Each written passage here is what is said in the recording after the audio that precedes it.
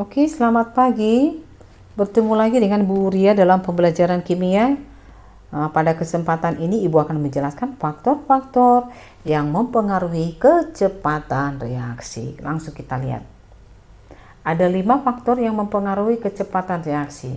Ada konsentrasi, ada suhu, ada luas permukaan, ada jenis zat yang bereaksi, ada katalis. Sekarang kita yang pertama.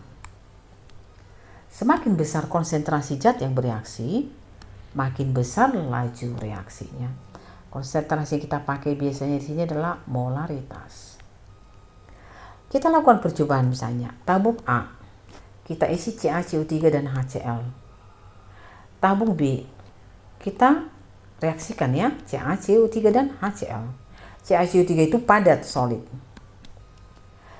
CaCO3 di dalam tabung A dan B sama, 29 gram bongkahan. 29 gram bongkahan.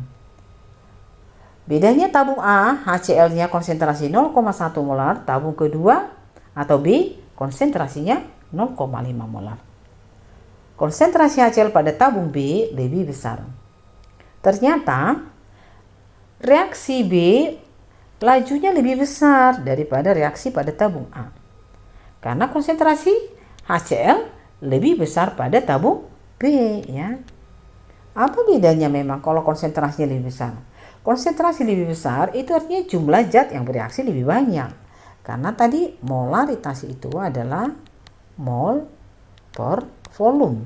Mol itu identik dengan jumlah zatnya ya. Kalau jumlah zat yang bereaksi banyak, frekuensi bertumbukan semakin besar. Frekuensi bertumbukan besar tentu produk yang dihasilkan bertambah banyak atau laju reaksi meningkat. Ya.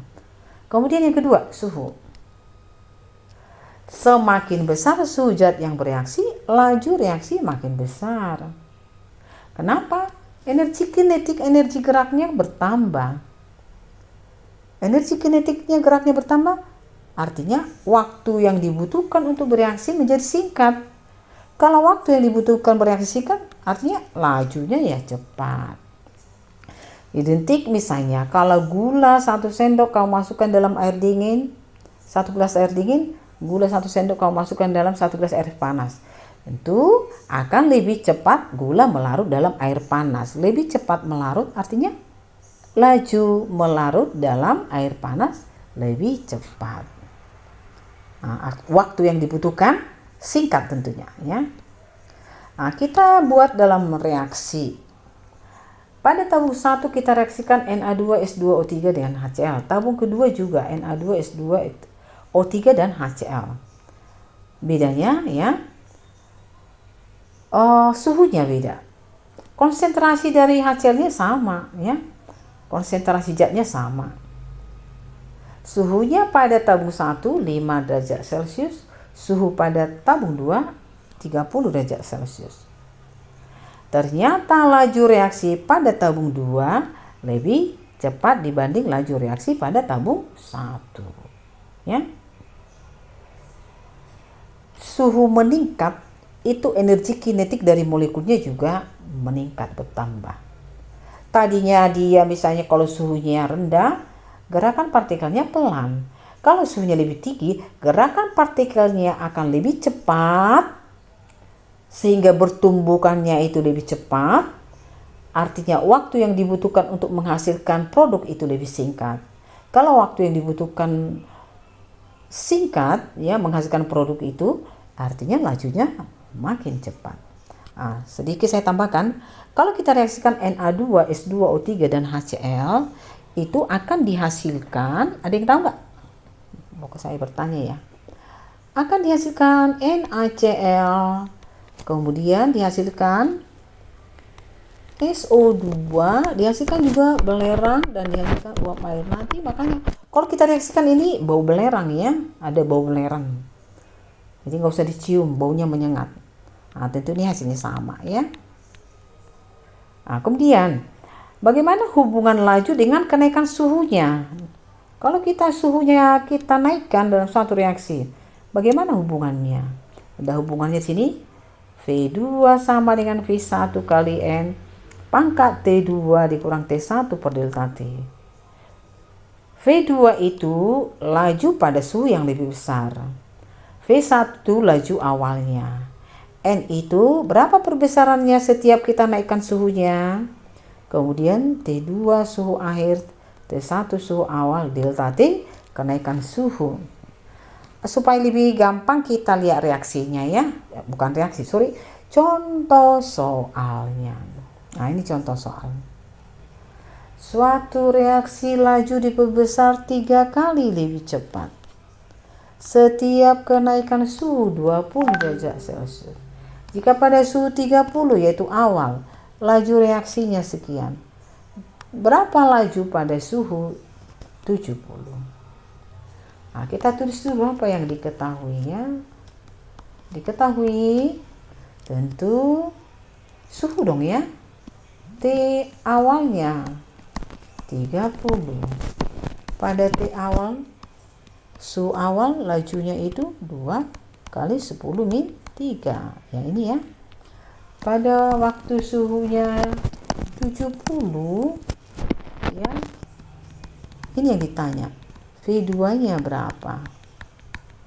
Pada waktu suhu 70 ya. Katanya setiap kenaikan 20 derajat perbesarannya 3 kali ya. Setiap kenaikannya delta T-nya 20 derajat Celcius diperbesar 3 kali lajunya. Nah, langsung kita jawab ya. Rumusnya tadi bahwa V2 adalah V1 kali N pangkat T2 dikurang T1 per delta T. Sehingga kita masukkan 2 kali 10 pangkat min 3 NS min 1 kali N-nya tadi berapa? 3. T2 70, T1 30, delta T-nya 20. 2 kali 10 min 3 kali 3. Hati 70 kurang 30, 40 per 20. 2 kali 10 min 3 NS min 1.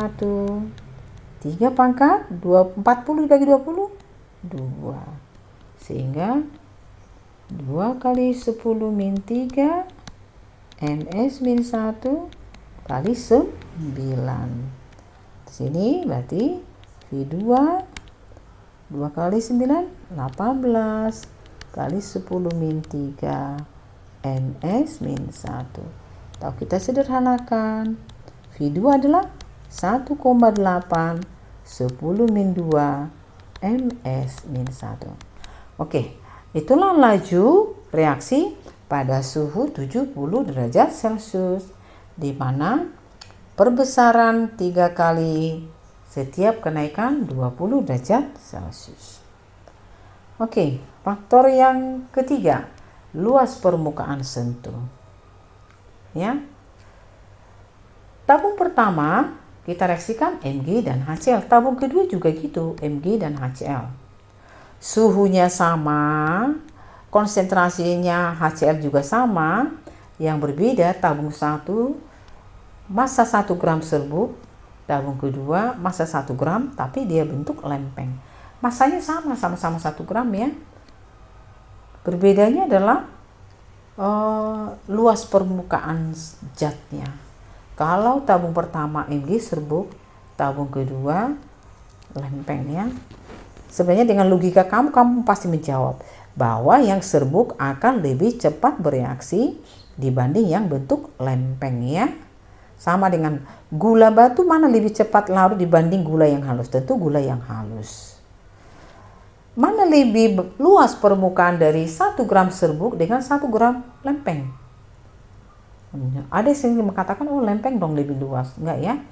Yang lebih luas permukaan adalah yang bentuk serbuk ya. Artinya logikanya gini, penghapus itu, penghapus yang suka kita pakai, dia kan permukaannya ada 6 ya. Dia bentuknya kubus. Kamu bayangkan permukaannya ya. atas bawah, bidang kiri kanan depan belakang. Kalau kita potong 2 itu penghapus, potongannya berarti itulah permukaan yang tambah. Kita potong 2 lagi yang sudah kita potong, hasil potongannya itu permukaannya bertambah. Artinya semakin kita potong banyak, artinya makin halus, luas permukaan sentuh lebih luas, lebih besar ya, jika dia dalam bentuk serbuk dibanding lempeng ya. Oke. Kemudian yang keempat, jenis zat yang bereaksi. Kecepatan reaksi bergantung pada jenis zat yang bereaksi tentu ya. Ada zat yang bereaksi sangat cepat, ada yang bereaksi sangat lambat. Zat yang bereaksi sangat cepat, contoh natrium ya. Natrium kalau kamu masukkan dalam air dia bisa menghasilkan percikan api. Sementara kalau Mg kamu masukkan dalam air itu susah bereaksi ya. Apalagi besi kamu larutkan dalam air susah bereaksi. Nah, kalau dikatakan kenapa sih natrium itu lebih mudah bereaksi? Dia mudah melepas elektron atau dikatakan energi ionisasi rendah. Kalau kita bandingkan natrium dengan kalium, kalium itu lebih mudah bereaksi dibanding natrium ya. Karena kalium lebih mudah lagi melepas elektron atau dikatakan energi ionisasinya rendah ya. Itu faktor yang keempat. Yang terakhir, katalis. Katalis zat yang dapat meningkatkan laju reaksi, tetapi tidak ikut bereaksi dan pada akhir reaksi dia diperoleh kembali. Katalis itu hanya berfungsi menurunkan energi pengaktifan. Apa itu energi pengaktifan ya? Energi pengaktifan adalah energi minimum yang diperlukan supaya reaksi bisa berlangsung. Jadi kalau supaya terjadi itu reaksi ada energi minimum yang diperlukan ya. Kalau kita nyalakan kompor ya, nggak bisa lah kompor gas menyala lah, enggak. Tapi kita harus kasih pemantik. Itulah energi minimumnya. Energi minimum yang diperlukan supaya terjadi reaksi. Dengan adanya katalis, dia menurunkan energi minimumnya, menurunkan energi aktivasinya. Kalau misalnya saya gambarkan ya, moga-moga gambar saya itu bisa bagus, karena saya susah menggambarnya. Ini misalnya ini sumbu Y itu adalah energi ya, energi. Sumbu X ini reaksinya ya. Reaksi. Misalnya nih,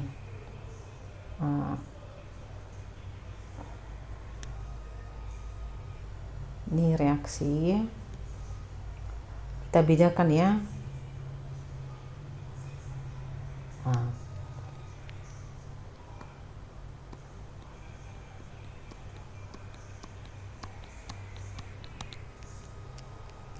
Kalau kita lihat nih,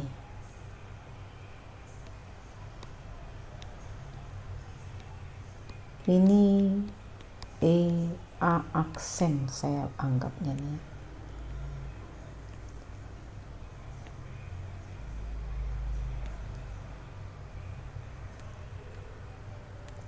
Ini adalah EA. Tadi katakan EA itu adalah katalis tadi berfungsi menurunkan energi pengaktifan. Energi pengaktifan itu energi minimum yang diperlukan supaya reaksi berlangsung. Inilah EA. EA yang pertama itu berarti ini adalah tanpa katalis. Sementara EA aksen ini adalah dengan pakai katalis. Kamu lihat ini, kalau dia pakai katalis hanya sekianlah energi pengaktifannya. Energinya tentu lebih sedikit ya. Sementara kalau dia tanpa katalis inilah energi yang diperlukan. Ya. Energi minimum yang diperlukan. Sehingga kamu bisa paham bahwa katalis itu berfungsi menurunkan energi pengaktifan. Energi pengaktifan, energi minimum yang diperlukan supaya reaksi berlangsung. Tadinya tanpa katalis energi minimumnya banyak, besar, Sementara dengan katalis energi minimumnya menjadi lebih sedikit.